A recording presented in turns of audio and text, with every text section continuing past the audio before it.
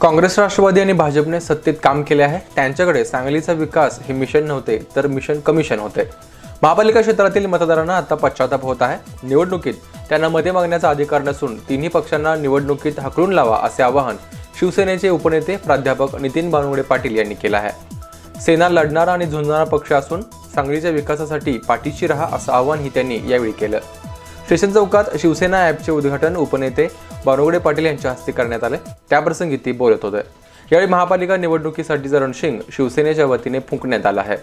याप्रसंगी जिल्हाध्यक्ष संजय विभुते, आनंदराव पवार, कार्यकारिणी सदस्य पृथ्वीराज पवार, जिल्हा संघटक दिगंबर जाधव, नगरसेवक शेखर माने, अभिजित पाटील यांची प्रमुख उपस्थिती होती. प्राध्यापक बानवडे पाटील म्हणाले, 20 वर्षात महापालिका नगरपालिकेच्या पुढे गेली नसल्याची दुर्दैवाची बाब आहे. सत्ताधाऱ्यांकडे मिशन विकास कधीच नव्हते. त्यांच्याकडे केवळ मिशन कमिशन हेच ध्येय होते. त्यामुळे शहराची अवस्था बिकट झाली आहे. सत्ताधाऱ्यांना विकास करण्यात अपयश आले असल्याने त्यांना मते मागण्याचा कोणताच अधिकार नाही अशी टीका त्यांनी यावेळी केली आहे.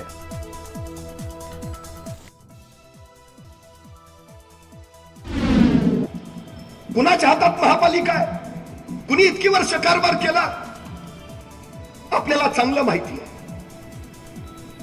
मग का असं झालं? सांगलीचा विकास हे यांचं मिशन कधीच नव्हतं.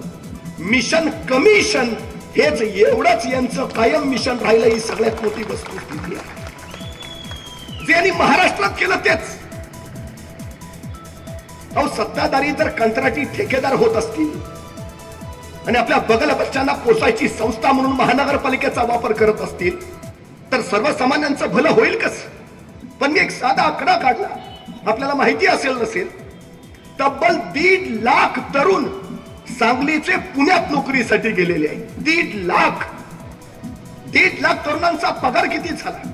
ते 1.5 लाख तरुण जर सांगलीत नोकरी करत असते तर त्यांचा तो पैसा सांगलीच्या विकासासाठी वापरता आला असता. इथं कुटुंब उभारता आली असती. इथल्या 1.5 लाख कुटुंबाचं राहणीमान सुधारलं असतं. पण सांगलीनं हे घडलं नाही. इथली मुलं रोजगारासाठी पुण्यात गेली. सांगलीत हा रोजगार का उपलब्ध होऊ शकला नाही याचं उत्तर इथल्या सत्ताधाऱ्यांना द्यावं लागेल. ही सगळ्यात मोठी वस्तुस्थिती आहे.